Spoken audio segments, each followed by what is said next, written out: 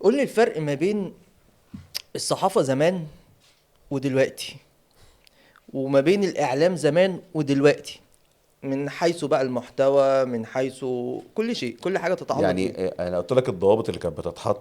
امم. كان في حاجات يعني قد يرى البعض دلوقتي انها يعني ايه يا عم اللي انتوا بتقولوه ده. امم. يعني ممكن مثلا تقعد لك 4 5 سنين مثلا بتكتب ما اسمك ما ينزلش اصلا. والله أربع اه طبعا. خمس سنين طبعا. اسمك مش انت عشان لما تعين، لا اسمك اصلا أصلا ما ما بينزلش. ينزلش. شغلك تمام. ينزل بس اسمك لا. اه. تمام. اه. دي نقطة يعني كون اسمك يتكتب ده فده فخر ما بعده فخر، تحس ان امم. انت عايز تعلق الموضوع على صدرك طبعا مظبوط. تمشي عشان بالجرنان في تبقى الشارع كده. بالظبط. انا اه. هو يا جماعة اه. انا ده حصل. ايوه. كده يعني. اه. فدي معاناة كبيرة جدا. امم. فكرة ان انت تتعلم فتلاقي نفسك يعني مش عايز اقول لك احنا كنا بنتعمل فينا ايه. امم. انا مرة اترمى في وشي الورق دشت.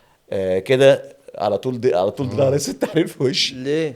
ايه ده اللي انت كاتبه وما امم. اعرفش ايه. والفاظ فده الوسط. كان ده كان سلوجان على فكره، مش على احمد جلال. صحيح اه. صحيح. يعني انا من كم ما قرات ومن كتر الواحد ما كان عنده بعض الخلفيات، فالموضوع بدات اتعامل معاه بنوع من الحصانه. امم. يعني انا اللي قريته من احمد يعني رحمه الله عليه احمد رجب، اه. واللي كان مصطفى بيه امين بيعمله علي امين، ده كان حاجه مرعبه. امم. انت عارف مصطفى امين وعلي امين حاجه كده، بس طبعا. ضارفه ماشيه. شفت طبعا. فرانكشتاين كده، امم. مش حسين غريب زي منا، لا فرانكشتاين ايوه كده. عارف. مش عارف.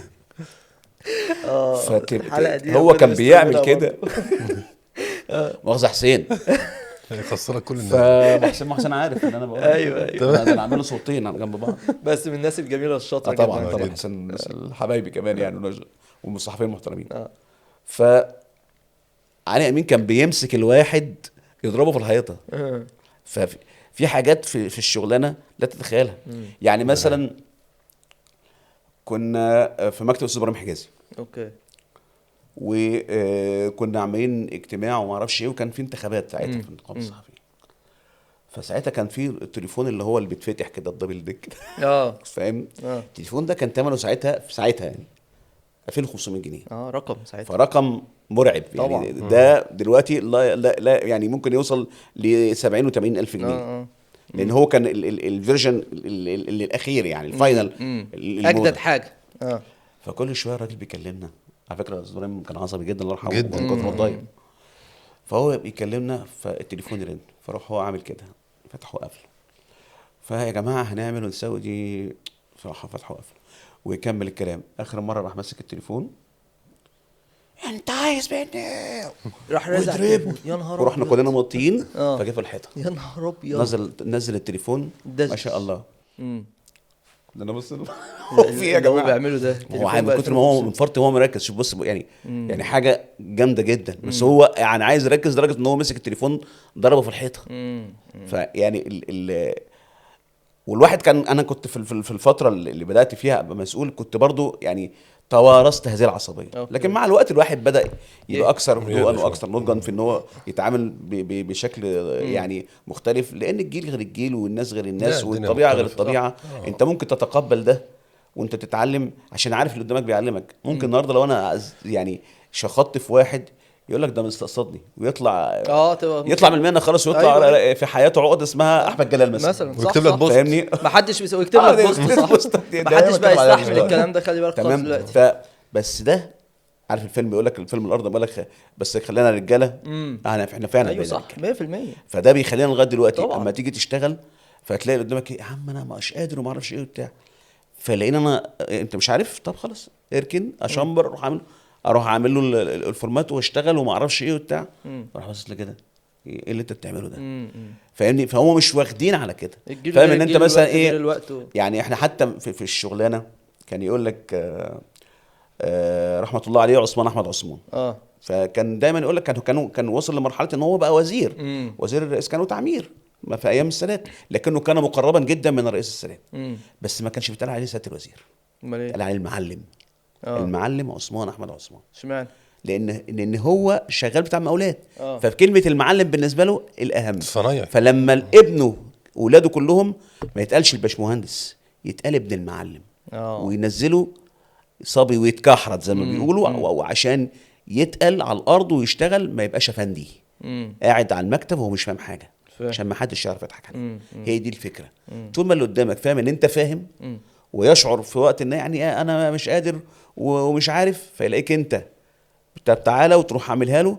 فده درس، وبرضه احنا اتعلمنا كده. اه يعني فجأة مثلا، يعني احنا كنا انا يعني من جيل، انا كنت مدير تحرير وانا عندي 24 سنة، لا والله. اه وكنت رئيس تحرير بجورنال يومي شامل وسياسي وانا عندي بالظبط 28 سنة.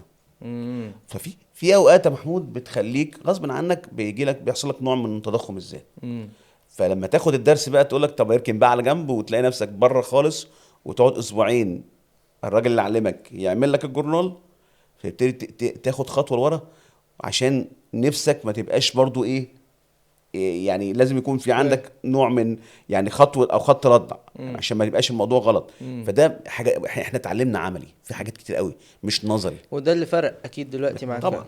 طيب حودة، انت انا عارف انت بتعاني في الوقت الحالي. انا عارف انا طبيعتك، وراجل بتحب قوي المهنة جدا، ومهني جدا.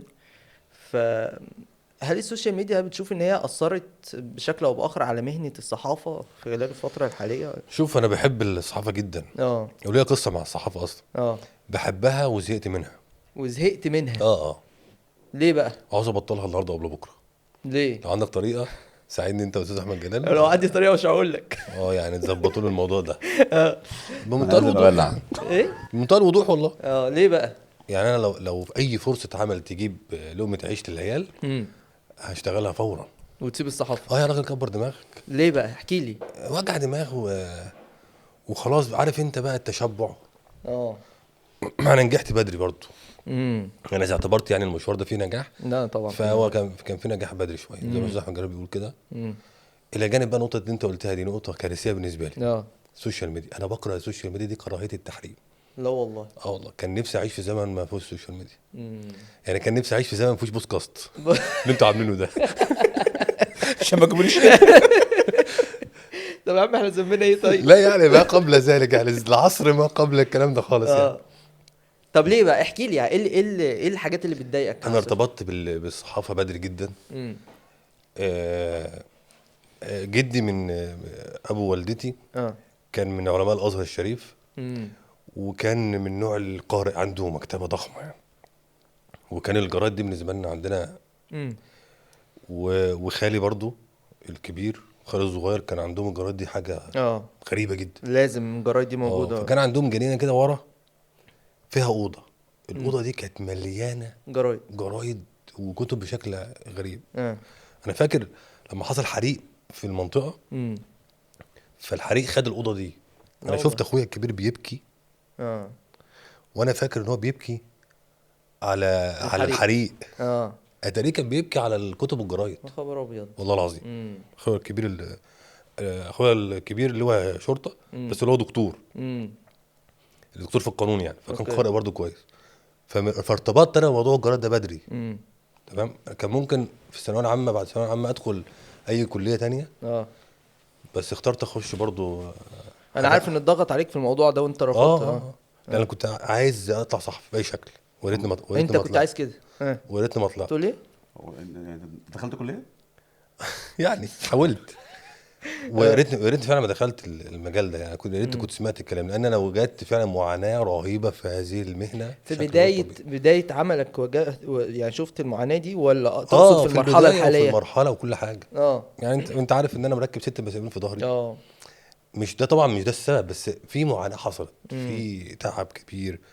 وللاسف الشديد احنا وصلنا لمرحله صعبه، امم ما بقاش فيها تقدير للناس. امم يعني مثلا انا عمري ما اقول للاستاذ احمد جلال يا احمد يا جلال، اه عمري. امم تمام. امم لكن في للاسف الشديد ناس موجوده في السوق دلوقتي حاليا عادي ما عندهمش اي احترام لاي حاجه. عادي. تمام. آه